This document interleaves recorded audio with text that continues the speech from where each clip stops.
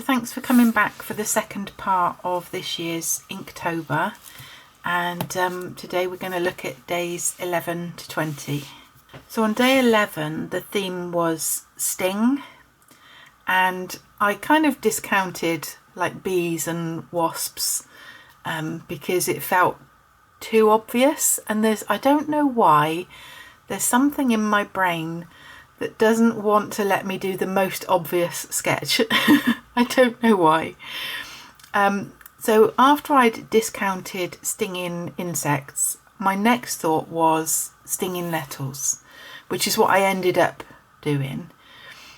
But I kind of did that thing where you kind of have your first thought and then you sort of try out a few different ones and then you end up coming back to the original. I did, for a while I thought I might do a stingray, but when I was looking at images to copy, I couldn't find any that I particularly liked or that I thought would be good or easy to copy. I even briefly thought about scorpion, but after looking at one or two photos I was like, no, I don't want to draw a scorpion.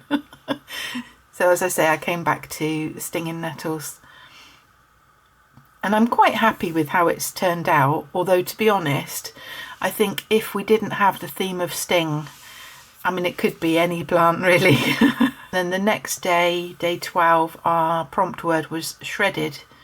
And I did think about doing like a paper shredder with a top secret document going through it. But again, when I was looking at images, I couldn't quite see what I wanted. So in the end, I settled for a little heap of shredded wheat cereals. And then day 13 was drink. My first thought was to draw a cup of tea. But I've drawn cups of tea numerous times, so I thought, well, instead of drawing an actual drink, I would draw an animal having a drink. And hedgehogs have always been one of my favourite animals. So it was a real joy to be able to draw this little hedgehog with his saucer of water. I just like to emphasise the fact that it is not milk, because milk is not good for them. It's just water. And then day 14 we had trunk. And initially I had intended to do the back end of a classic American car. Because obviously, although I'm English and I would refer to it as the boot, obviously being an American car, it would be appropriate to call it a trunk. But as it turned out, I was in a bit of a rush this day. I didn't have much time, so I decided that I would do something simpler and just do a trunk in the sense of a big box. Now this box that I've drawn is actually one that I own. And to be honest, I don't think it's big enough to call it a trunk. It is very definitely a box. But without anything else in the picture to give it scale, we can just pretend that it's really big. And even though I chose to do this because it was quite simple, I've not done a great job of it. Like my perspective is not great, and even the shading is not great. It was very much a rushed one, this one. And then day 15, our prompt word was ragged. Now this is the first one. I actually drew this the day after.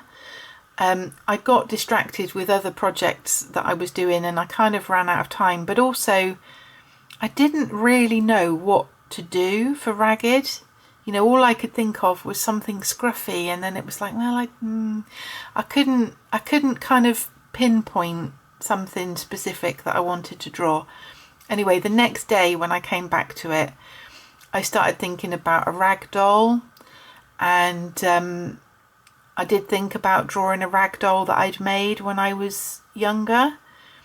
And then I remembered that this particular rag doll is called Raggedy Ann, and I thought the fact that her name is Raggedy kind of fit better with the prompt of ragged rather than just any old kind of rag doll. So that's how comes I ended up doing her, and I'm actually really pleased with how she's turned out. I think I've made her nose a bit too big, but apart from that I'm really happy with that one. And then day 16 we had the word of blunder, and what came to my mind was a blunderbuss. And I didn't really want to draw a gun, like, you know, kind of, I had no intention at the start of this that I would be drawing weapons. But when I had a look at some of the pictures online, and there were some close-ups of this firing mechanism, and I just thought it was really beautiful. It was like such an elegant design.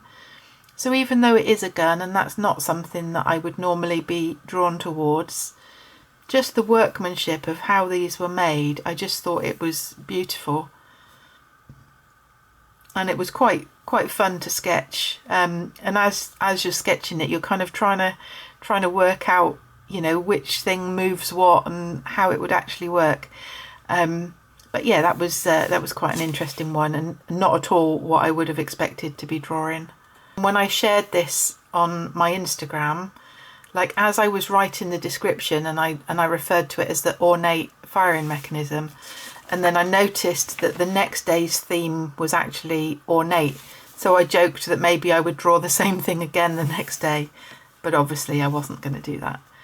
So for ornate, I did this Corinthian capital from a pillar, and I'm fairly pleased with how that one's turned out. I've not kind of got all the detail in that was in the reference photo, but enough to show kind of the scroll work and the leaves and everything. It is ornate, which is what was needed for the word. And then day 18, our word was deal. And having said earlier that I kind of try to stay away from the most obvious options, I think dealing cards was pretty standard. Not that much imagination into the use of the word, and I'm fairly pleased with how that came out. It's never particularly easy to draw hands, but after I'd finished it, I mean, I did it in pencil first, and I thought, yep, I'm happy with that. And I went over it in pen, and I was like, yep, I'm happy with that. And then I looked at it again, and I was like, this hand looks so tiny in comparison to this one.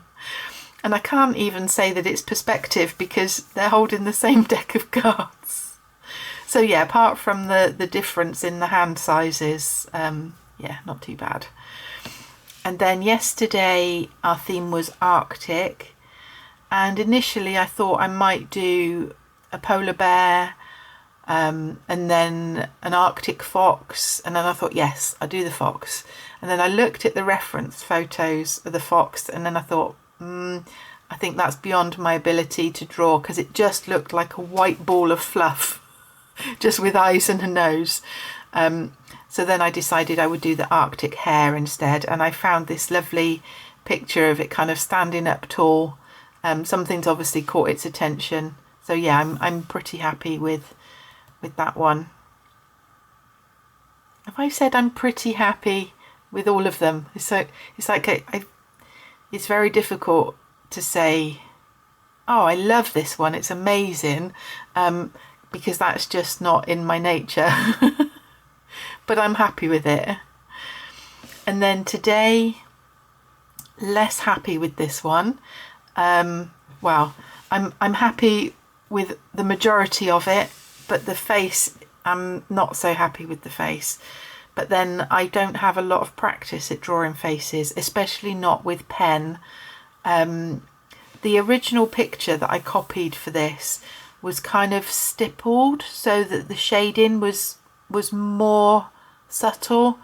So perhaps I should have tried to copy that as well, instead of just doing my usual cross hatching. Anyway, I'm getting ahead of myself. The theme for today was rivals, and if you don't know who this is, well, I mean, his name's here. This is Richard Sheridan, and he actually wrote the play called The Rivals in the 1700s. So I'd remembered studying this play when I was at college, and I only remember two of the character names, but I did remember that the author was Richard Sheridan. So that's why we've got this rather old-fashioned looking gent. and I've no idea yet what I'm going to do for any of the future prompts, but come back at the end of the month and we'll find out. Alright, thanks for watching. I hope you enjoyed looking at my sketches. See you soon.